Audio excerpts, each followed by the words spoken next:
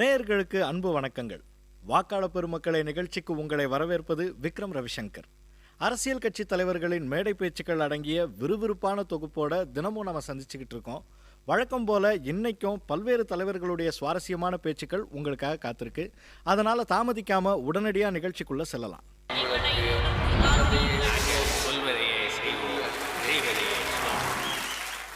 நம்ம வாக்காளர் பெருமக்களை நிகழ்ச்சியில் இன்னைக்கு முதல்ல கேட்க போகிறது முதலமைச்சருடைய பேச்சை தான். மேடைகளில் அப்பப்போ அவங்க குட்டி கதைகள் சொல்லுவாங்கன்னு நம்ம எல்லாருக்கும் நல்லாவே தெரியும். இன்னைக்கு திருமண நிகழ்ச்சி ஒன்றில் கலந்துக்கிட்டப்போ ஒரு அரசியல் நையாண்டி கதை சொன்னாங்க. அது என்னன்னு கேட்கலாமா? அரசியலில் உள்ளவர்களுக்கு அரசியல் வாழ்க்கையே பாடம் கற்றுக் கொடுக்கும். ஒரு சின்ன பையன் தன் தந்தையிடம் சென்று, அப்பா, எனக்கு அரசியல் பாடம் கற்றுக்கொடு என்றான். உடனே தந்தை தனது மகனை பார்த்து, மகனே, அரசியல் பணி என்பது ஆபத்தானது. இதில் தந்தை தனையன் என்றெல்லாம் உறவுகளுக்கு இடமில்லை. வலிமை உள்ளவரே வெல்ல முடியும். எனவே உனது அரசியல் பாடத்தை நீயேதான் கற்றுக்கொள்ள வேண்டும் என்றார். தந்தை சொல்லை மகன் கேட்கவில்லை. அரசியல் பாடம் கற்பதில் பிடிவாதமாக இருந்தான். மகன், தந்தையே, உங்களை பார்த்தே நான் அரசியலில் நிறைய கற்றுக்கொண்டுள்ளேன். இருந்தாலும் எனக்கு நீங்கள் பாடம் கற்றுக் கொடுக்க வேண்டும் என்றான். வேறு வழியின்றி தந்தையும் மகனுக்கு அரசியல் பாடம் கற்றுக் கொடுக்க சம்மதித்தார். மகனை அழைத்து, ஓடிப்போய் ஒரு ஏணி எடுத்துக்கொண்டு வா என்றார். எதற்கு ஏணி என்று கேட்டான் மகன்.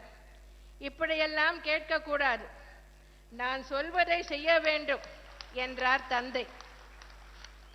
மகன் ஏணியை எடுத்துக்கொண்டு வந்தான். இந்த சுவற்றிலே ஏணியை சாத்தி வை. பிறகு ஏணியின் மீது ஏறி உச்சிக்கு செல். மேலே பரணையில் நான் என்னென்ன ஏமாற்று வேலைகளை செய்து அரசியலில் நிலைத்து நிற்கிறேன் என்பது பற்றி நெஞ்சை திறந்து எழுதி வைத்துள்ளேன். அரசியல் பற்றிய அனைத்து பாடங்களும் அவற்றில் உள்ளன. அதை கற்று தேர்ந்தால் நீயும் அரசியலில் பெரிய ஆளாக ஆகலாம் என்றார். அப்பா, நான் ஏணியிலே ஏறி மேலே போகிறேன். நீ கீழே இருந்து ஏணியை கெட்டியாக பிடித்துக்கொள் என்றான் மகன். அதை பற்றி நீ கவலைப்படாதே, நான் பார்த்து கொள்கிறேன் என்றார் தந்தையார். மகன் மெதுவாக ஏணியின் மேலே போனான். அவன் உச்சிக்கு போனதும் தந்தை ஏணியின் மேல் இருந்த கையை எடுத்து விட்டார். ஏணி சரிந்து விழுந்தது. மகனும் கீழே விழுந்து விட்டான். வலி தாங்காமல் இடுப்பை பிடித்து கொண்டே எழுந்தான் மகன். என்னப்பா, இப்படி ஏணியிலிருந்து கையை எடுத்து விட்டாயே, உன்னால் தான் எனக்கு இடுப்பில் இப்போது அடிபட்டிருக்கிறது என்று கூச்சலிட்டான். தந்தை சிரித்து கொண்டே, எல்லாவற்றையும் நீ இப்போதே தெரிந்து கொண்டால் என்னை யார் மதிப்பார்கள் என்று கேட்டார்.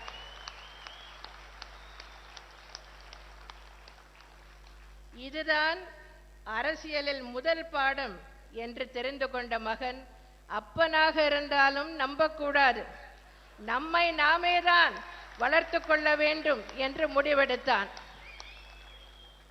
சரி, எவ்வளவு தூரம்தான் இவன் தன்னை வளர்த்து கொள்கிறான் என்று பார்ப்போம் என நினைத்த தந்தை சிறிது விட்டு பிடித்து பின்னர் மகனுக்கு கடிவாளம் போட்டுவிட்டார்.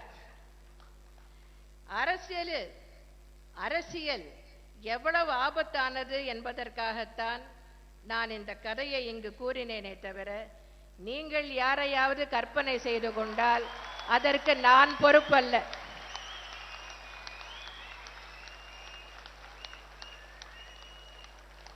தேர்தல் நெருங்க இன்னும் நிறைய குட்டி குட்டி கதைகளை நம்ம முதலமைச்சர்கிட்ட எதிர்பார்க்கலான்னு நினைக்கிறேன். அடுத்ததா திராவிட முன்னேற்ற கழகத்தின் துணை பொதுச் செயலாளர் துரைமுருகன் குன்னூர்ல நடந்த நிகழ்ச்சி ஒன்றுல கலந்துகிட்டப்போ பேசினதுல இருந்து ஒரு பகுதியை பார்க்கலாம். இந்த தேர்தல் மிக முக்கியமான தேர்தல்.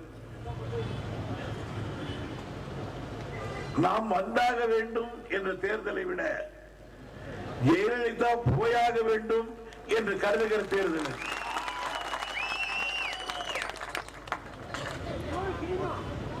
கூட்டத்துக்கு புறப்படும் பொழுது லண்டனில் இருந்து எனக்கு ஒரு போன் வந்தது.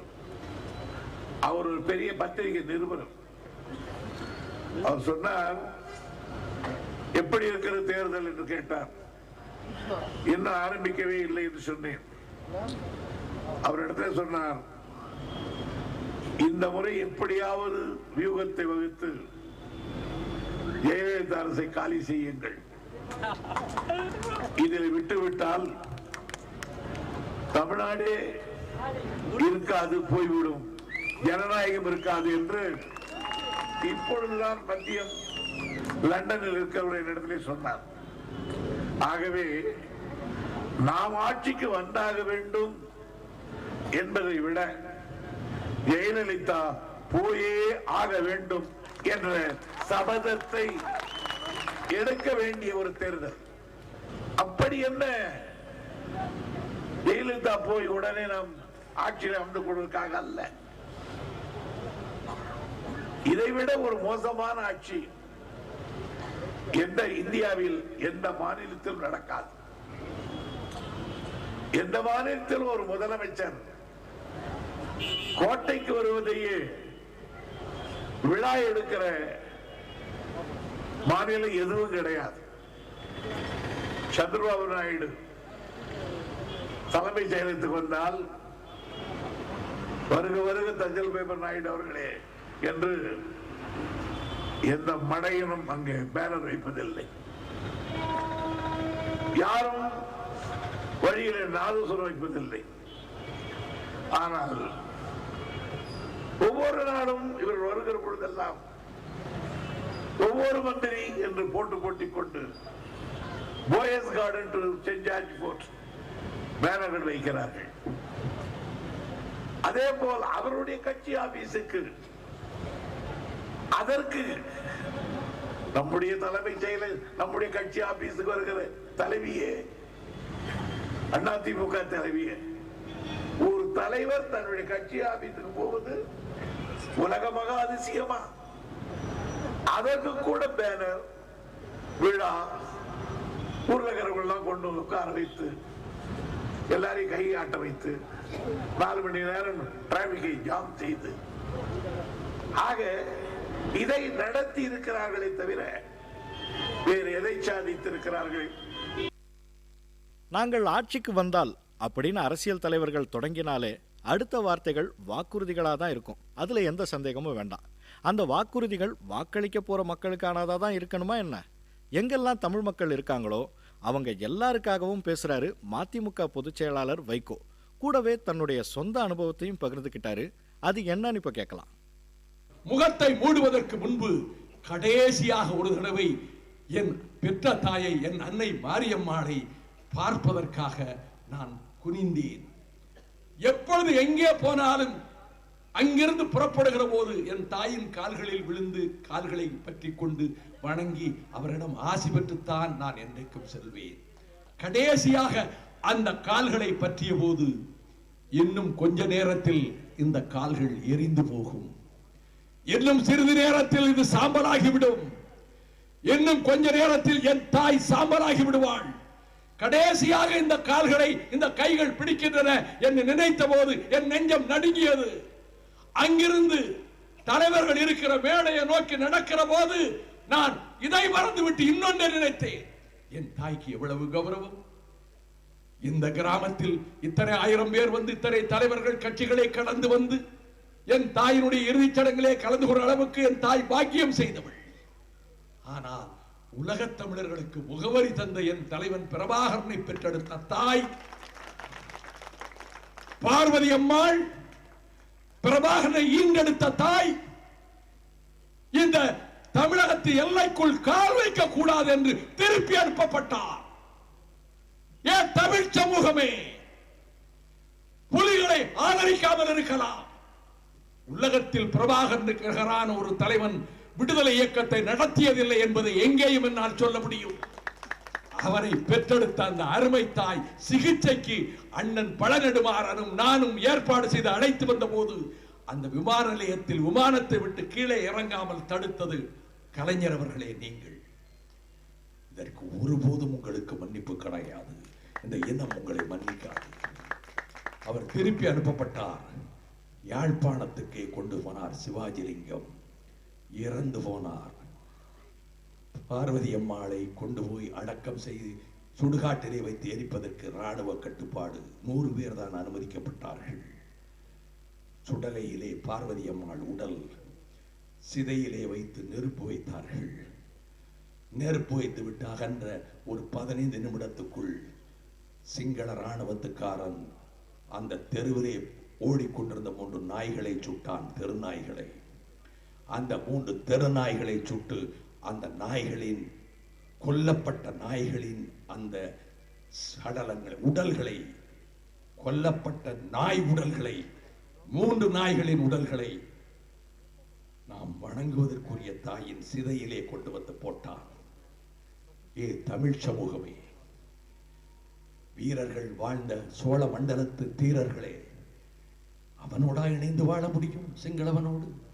இந்த கொடுமைக்கு காரணமான அவர்களுக்கு மன்னிப்பே கிடையாது.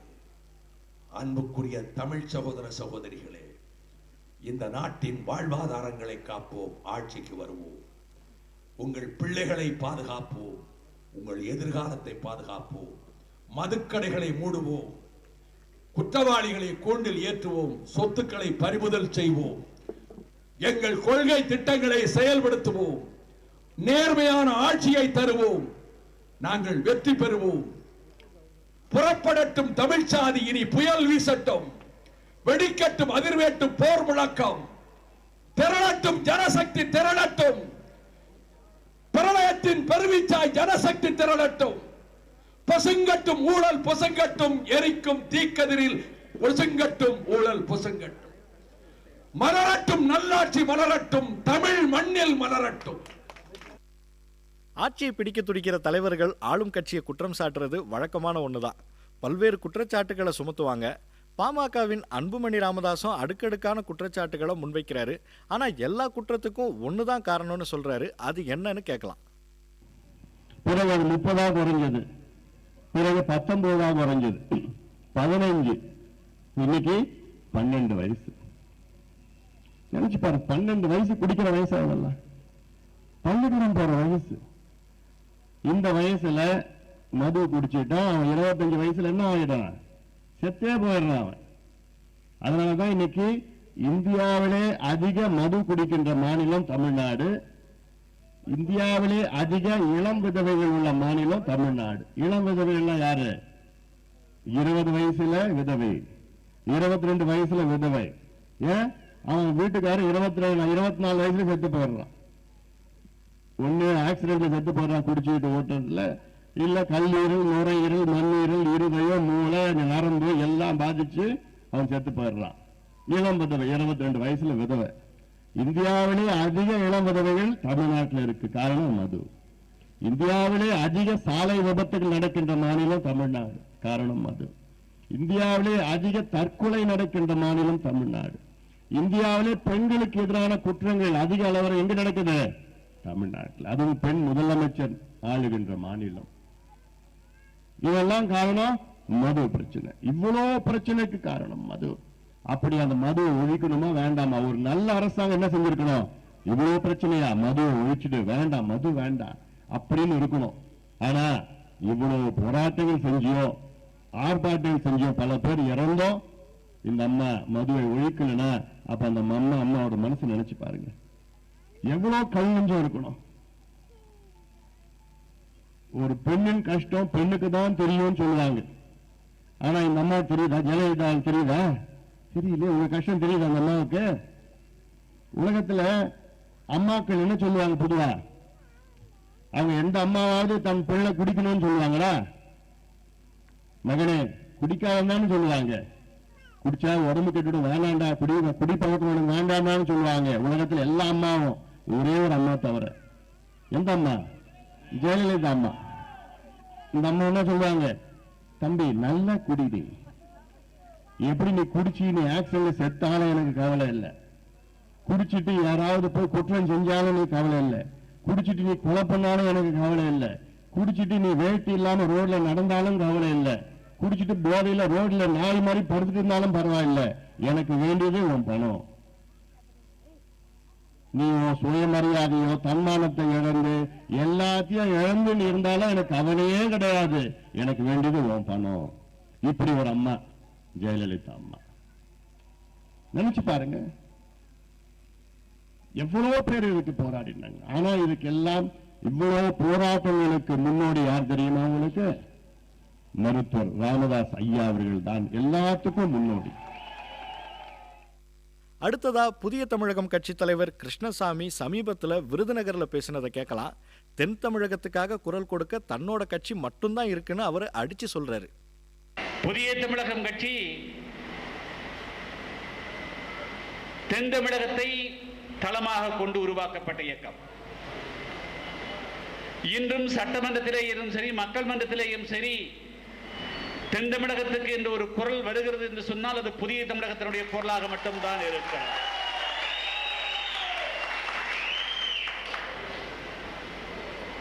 எவ்வளவோ பேர் சட்டமன்ற உறுப்பினர்கள் தென் தமிழகத்திலே இருந்து தூத்துக்குடியிலே இருந்து திருநெல்வேலியிலிருந்து விருதுநகர் மாவட்டத்திலிருந்து செல்கிறார்கள். ஆனால் எந்த தொகுதியிலிருந்து தேர்ந்தெடுக்கப்படுகிறோம், எந்த பகுதியிலிருந்து தேர்ந்தெடுக்கப்படுகிறோம் என்ற உணர்வற்றவர்களாகத்தான் அவர்கள் செயல்படுகிறார்கள். ஆனால் நாம் மட்டும்தான் தென் தமிழகத்துக்கு தொழிற்சாலைகள் வர வேண்டும், தென் தமிழகத்திலே விவசாயம் மேன்மையடைய வேண்டும், தென் தமிழகத்திலே வணிகம் பெருக வேண்டும், தென் தமிழகத்திலே நல்ல கல்விக்கூடங்கள் வர வேண்டும், தென் தமிழகத்துக்கு போதிய போக்குவரத்து வசதிகள் வேண்டும், தென் தமிழகத்துக்கு உயர் மருத்துவ சிகிச்சைகள் வர வேண்டும் என்று சட்டமன்றத்திலே ஒரு வலுவான குரல் எழுப்பப்படுகிறது என்று சொன்னால் அது புதிய தமிழகம் கட்சியின் சார்பாக மட்டும்தான். இப்பொழுது கூட பத்திரிகையாளர்களிடத்தில் நான் பேசுகின்ற பொழுது இந்த சட்டமன்ற தேர்தலை எதை முன்வைத்து உங்களுடைய தேர்தல் வியூகம் அமையும் என்று சொல்லுகின்ற பொழுது நாங்கள் இன்றுதான் தேர்தல் பணியை துவக்கி இருக்கிறோம். இன்றுதான் தொண்டர்களுடைய கருத்தறிய கூட்டங்களை நடத்த துவங்கி இருக்கிறோம். இந்த மாதம் முழுமைக்கும் ஒவ்வொரு மாவட்ட ரீதியாக இது போன்ற ஆலோசனைகளை நடத்தி தொண்டர்களுடைய கருத்தறிந்து அன்றைய சூழ்நிலை எப்படியெல்லாம் அமைகிறது, தென் தமிழகத்தில் இருக்கக்கூடிய மக்களுடைய வறுமை, இல்லாமை, கல்லாமை, குறிப்பாக 18 வயது நிரம்பிய இளைஞர்களுடைய எதிர்காலம், ஒரு உத்தரவாதமான எதிர்காலத்தை உருவாக்குவதற்கு ஒரு வலுவான செயல் திட்டத்தை உருவாக்குவது இதுதான் எங்களுடைய மிக முக்கியமான நோக்கமாக இருக்கும் என்று சொல்லியிருந்தோம். அது எந்த மாற்று கருத்தும் இருக்க முடியாது என்று சொன்னால் சென்னையை பற்றி பேசுவதற்கு, ஸ்ரீபெரும்புதூரை பற்றி பேசுவதற்கு, திருவள்ளூரை பற்றி பேசுவதற்கு, அங்கே தொழிற்சாலைகளை கொண்டு வருவதற்கு பல பேர் இருக்கிறார்கள். ஆனால் திருச்சிக்கு தெற்கே ஒரு தொழிற்சாலையை கொண்டு வர வேண்டும் என்று பேசுவதற்கு இந்த சட்டமன்ற தமிழகத்திலே நாதி கிடையாது, புதிய தமிழகம் கட்சியை விட்டால் என்பதை மட்டும் நான் சொல்லிக் கொள்கிறேன். என்ன நேயர்களே, தலைவர்களுடைய பேச்சுக்கள் எல்லாம் சுவாரஸ்யமா இருந்ததா? இது எல்லாமே இப்போதைய பேச்சுக்கள் தான். நாட்கள் நெருங்க நெருங்க என்ன வேணாலும் நடக்கலாம், யார் வேணாலும் எப்படி வேணாலும் பேசலாம். அதை எல்லாம் தினமும் நாம கேட்கலாம். மீண்டும் நாளை சந்திக்கலாம் நேயர்களே. நன்றி. அன்பான வாக்காளர் பெருமக்களே, நாங்கள் ஆட்சிக்கு வந்தால் உங்கள்